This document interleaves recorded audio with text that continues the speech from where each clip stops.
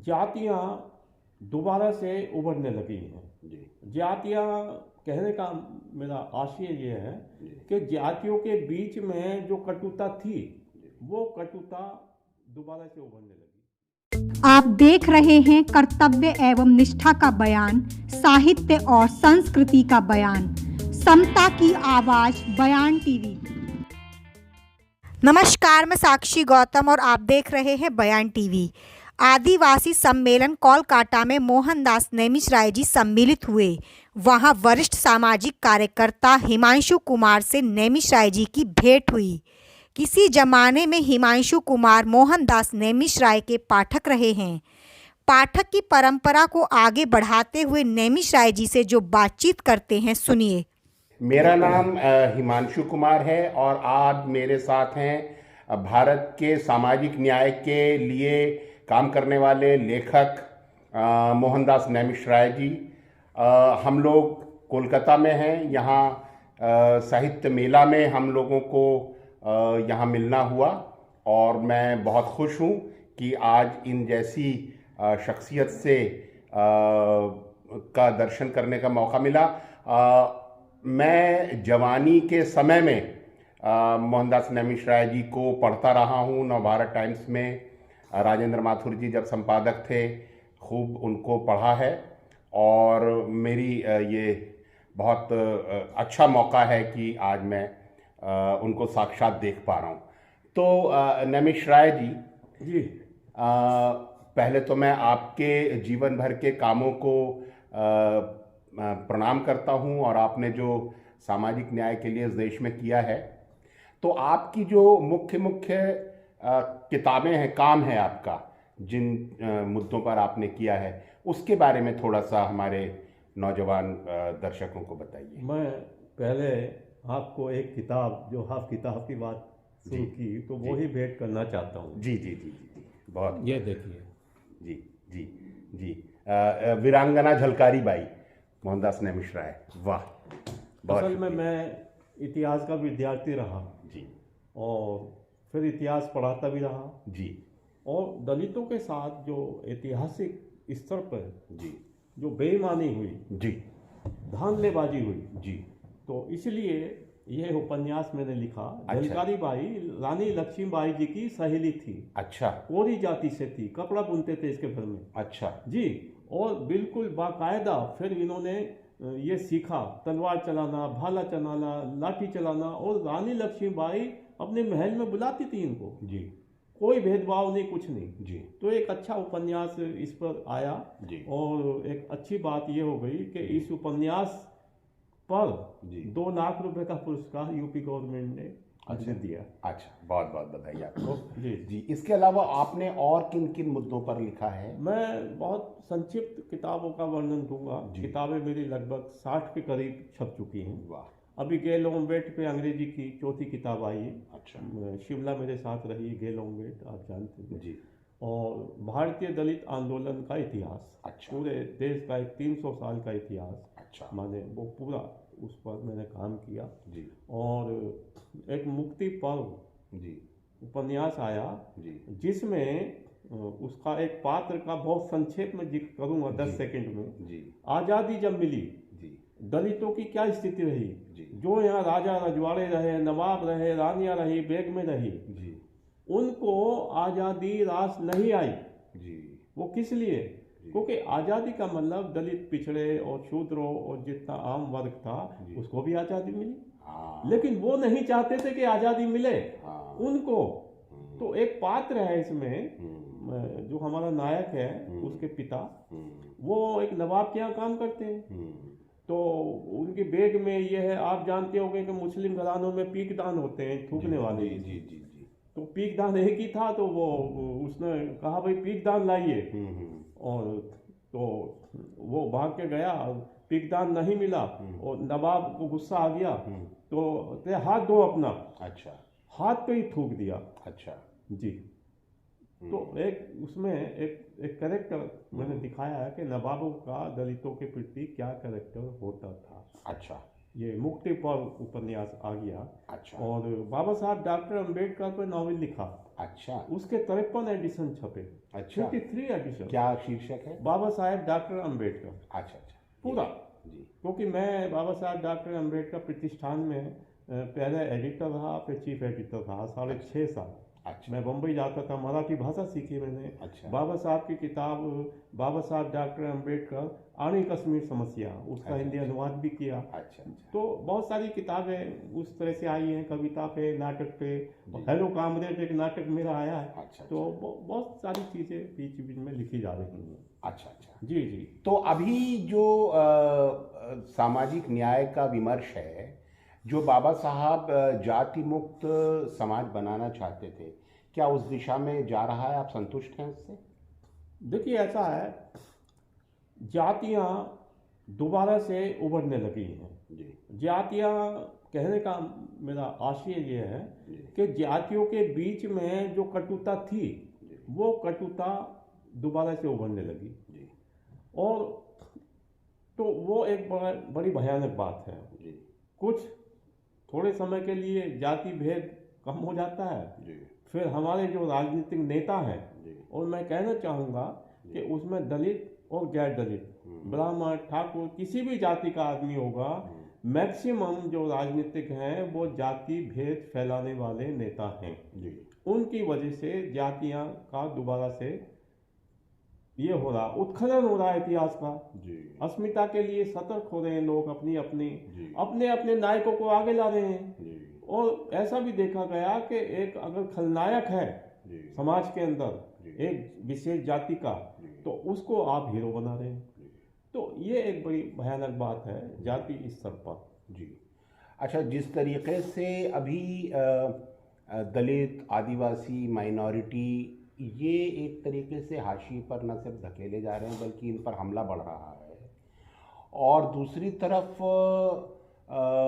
हिंदुत्व के नाम पर जिस तरीके से राजनीति की जा रही है, उसमें इन समुदायों पर, दलित, आदिवासी, माइनॉरिटीज़ पर जीवन का, जीविका का, अस्तित्व का संकट और ज़्यादा बढ़ता जा रहा है। इस पूरे परिदृश्य पर आपकी क्या टिप्पणी? देखिए ऐसा है कि मैं कल से ही ये बात ज़्यादा कुछ बेचैन हुआ जी और उसका कारण है आपसे मुलाकात।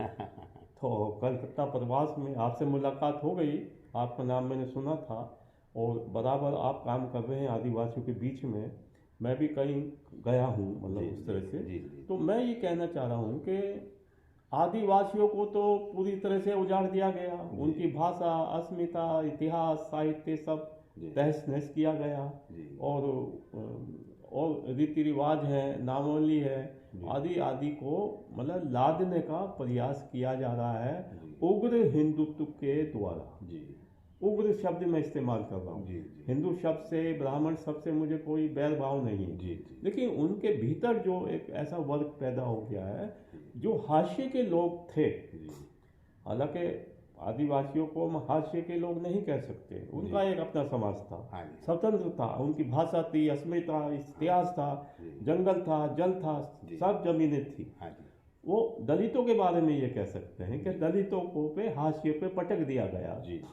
तो ये जो पॉलिटिकल खेल हो रहा है, और मैं चूंकि एक पत्रकारिता जीवन भी मेरा रहा है, तो मैंने ये महसूस किया है कि आज़ादी के बाद जितनी सरकारें आई, मैं किसी को नहीं बख्शता, कोई अच्छा बुरा होता है, कोई उस तरह से होता है, 19-20 का फर्क होता है। कांग्रेस सरकार के भीतर बहुत दलित उत्पीड़न हुआ, बिहार में आप देखिए बेलची कांड हुआ, और उत्तराखंड में आपके यहाँ इस तरह के भयानक कांड हुए।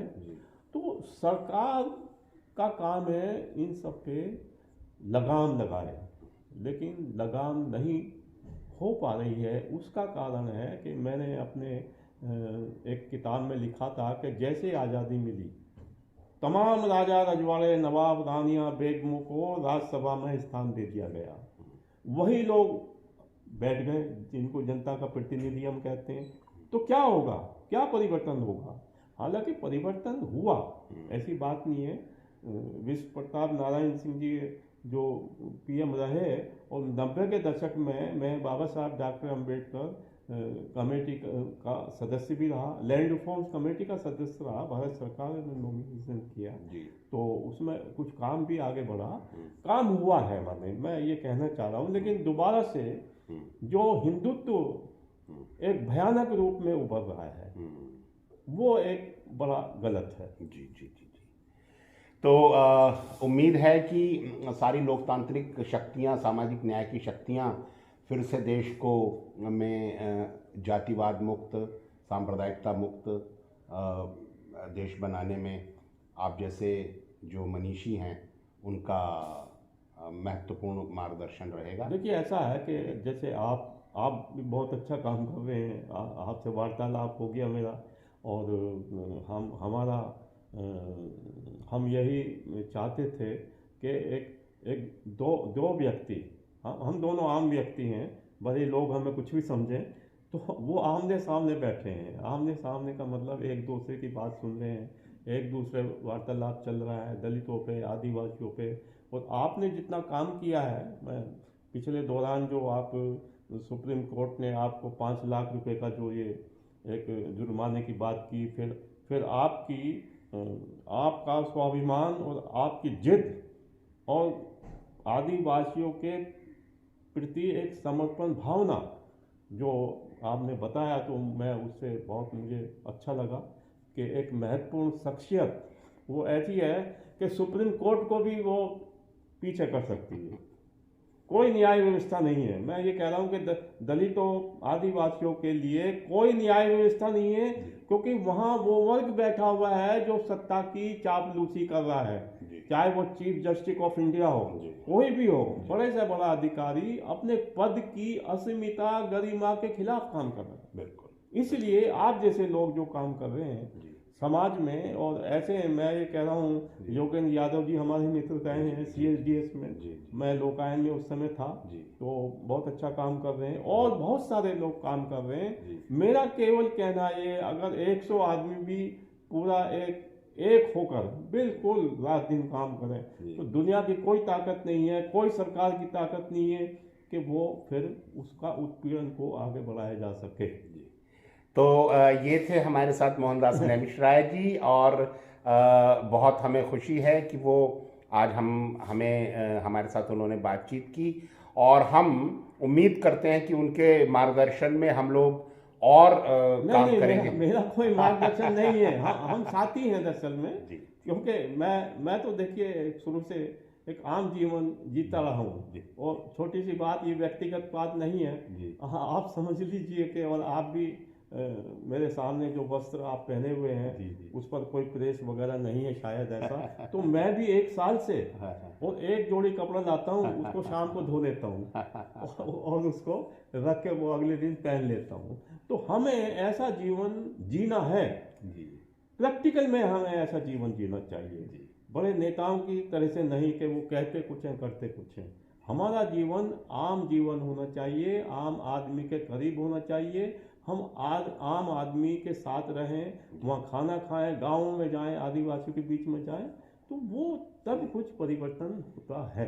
तो आपको हम दंतेवाड़ा बुलाएंगे। हाँ, मैं तो बहुत तहे दिल से ये शुक्रिया अदा करता हूँ कि आप मुझे आमंत्रण दे रहे हैं, और बिल्कुल जहाँ एक स्थिति ऐसी बड़ी भयानक है और वहाँ जाकर रूबरू होना चाहता हूँ।